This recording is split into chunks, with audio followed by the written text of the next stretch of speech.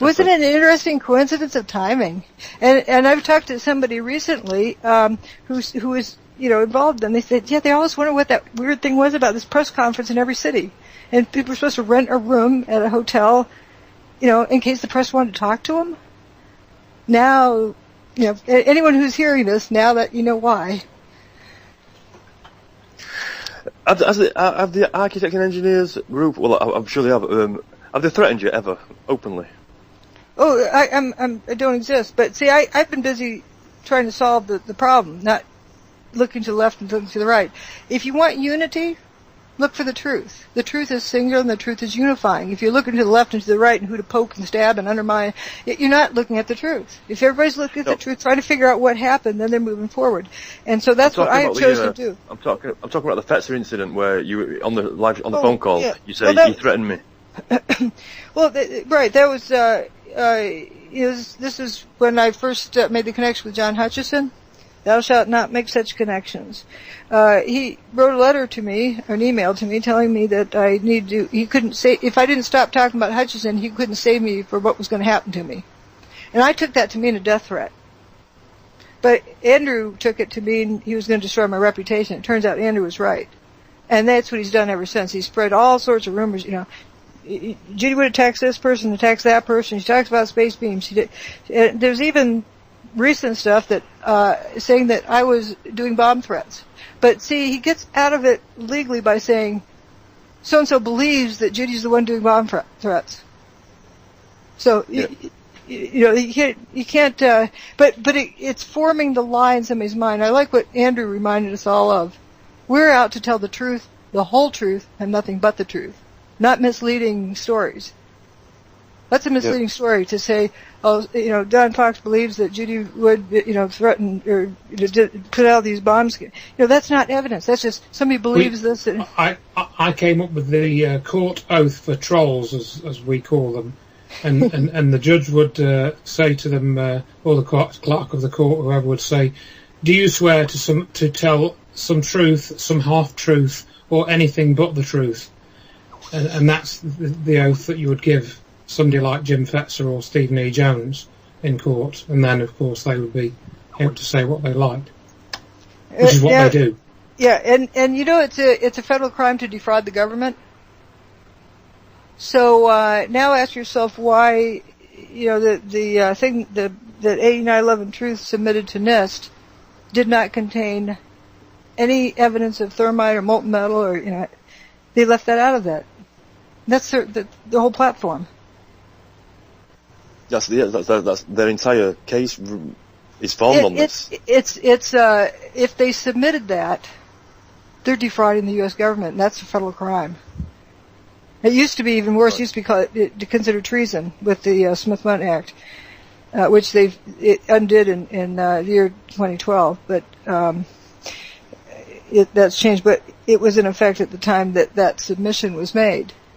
So you have to ask who's interested in the truth, the whole truth and nothing but the truth. And it isn't a thing about infighting. Infighting means you're on the same, have the same objective. If truth is your objective, it's not a problem. But that's another card that gets played. Oh, we got to all agree with the same thing so we can have unity. Well, then why is AE 9/11 Truth infighting with NIST? Why are they infighting with the official 9/11 story? It's all about management. I mean, yep, it's perception management. Yeah, you showed me Jim Fetzer's. He's even reviewed your book, so he's read your book. Or he's got a copy of your book. Whether he's read it or not, I don't know. But he's certainly aware of your book, and it's all about trying to manage the people's perception of your work to either discredit it or stop people even willing to even entertain it as an idea. I love what Professor Eric Larsen had said. Sentences he uses are sneaky sentences, and the words are sneaky helpers in the sentence. And you start looking at it, and it's got all of this underhanded undermining. Like, well, she's off to a good start, but she has some, problems. Like, for example, he claims I don't talk about tritium. Well, he's edited and changed it. Well, she minimizes it. And then, she doesn't talk about strontium, barium, and so forth. Didn't he pay attention to the conference he organized in 2007? Yeah, that's a long time ago. I've been covering that. But it's perception. He doesn't have to tell the truth. But he actually doesn't exactly explicitly lie. It's a half-truth that causes, just like a magician, it causes the person, the audience, to think he said something else. Oh yeah, I'm going to read the Urban Dictionary quote about Fetzering. I absolutely love this. So just pulling it up now. Fetzering, go, search. Where's it gone? Here it goes. Fetzering, noun, the act of making an unfounded or substantiated claim. Number 2, in philosophy, a method of debate or discussion based on the premise of I think, therefore I am. I think you're wrong, therefore you are. Number 3, the act of disagreeing by employing rancor name-calling, ad hominem attacks or strawman arguments. Etymology. Fetzering began in earnest in the late 1960s, being implemented by JFK conspiracy theorists and has since expanded its use into the 9/11 debate. Number 1, without evidence, your claim is simply Fetzering. Number 2, he should rely on his data instead of Fetzering. Absolute. Sums it up. Yep. Sums it up. But it's so the ones who are good at it don't explicitly lie. They just tell misleading truths, and they leave the lies up to the perception of the assumption of the audience. Like a magician doesn't lie. That's why it wouldn't work very well if the magician lied to the people. He just causes them to make the wrong conclusion and to try to be solving the wrong problem. Creating something by half-truths are lies. You can create. I've done magic that I've never ever done. Like if I'm in a pub or a bar or a restaurant and someone says, "Oh, you're a magician, fill my glass of wine," and I can say, "Right, well, I'm a magician and I can't fill a glass of wine. What's going on there?" So I would say something like this. I'd say, well, I once did that. Very thing. And then I went out for a cigarette, and then when I was out there, the waitress, I walked back in, and the waitress were getting a massive scorn from the owner of the restaurant. And I walked over and said, "What's happening?" And he said, "That guy over there's got a full drink and he hadn't paid for it. And this waitress must have given me it." And I said, "Oh, no, that was me." So I don't do that magic trick anymore. Now, they go out and say, "That magician, he can fill glasses full of wine." Right? I've just told a story that is so convincing in their mind that they believe it to be true. And it's not true. So they spread a rumour around that I can make alcoholic drinks on request. You want lager? There it is. You want wine? There it is. And I convince them with the story that I've told that I've already done this and got a girl in trouble, so I'll never do it again. They tell the story that I've done it. I've done magic that I've never done. And it gets spread around that I can do it. And I've done this. This is bizarre. Yeah, so there you go. Magicians can actually do magic without doing magic. It's like David Icke, he says problem, reaction, solution. He's also got the no problem, reaction, solution. And that's very similar. That's like not doing a magic trick, but getting everyone to believe you have. Not even doing one, just talking about it. Yeah, exactly. And now, if I may interject with that people talk about bombs in the building, and there's somebody I noticed posted on your Facebook thread, and they said, couldn't it be both? In other words, we now agree. We've looked at Dr. Wood's evidence and we now agree that, it was pretty sure that something like directed energy weapons were used. But couldn't it have been bombs and or thermite and or nukes as well? Not quite wanting to let go of their belief. Yeah, and I answer that. My answer to that is, well, if you think about it, the stories of bombs and nukes and so on have been just as good as actually putting bombs in the building that's, really doing it, if you see what I mean. That so many people have been sucked into it, just like you were saying with your glass, filling the wine glass story. You never actually did that. You just were able to weave a story, in the right circumstances, and people believed it. And it's exactly the same with the bombs in the building at the World Trade Center. I think it's exactly the same. I mean, it was sort of backed up a little bit by these exploding tanks, which we've got witness accounts of outside the building, if not inside as well. Absolutely. So it's just a way of saying, well, actually, magicians do lie, but it's just a way of saying, I'm not going to do that trick because you don't want to look like a failure. So you do the trick anyway, but you don't, and it's just it's a clever ruse. I'm saying by telling the story, you don't actually do the trick. It's very sneaky. I guess I'm on a roll here.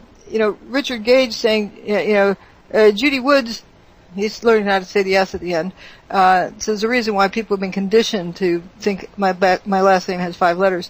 But Judy Wood totally denies, this, totally denies that, and there's a page, I gave you the link for it.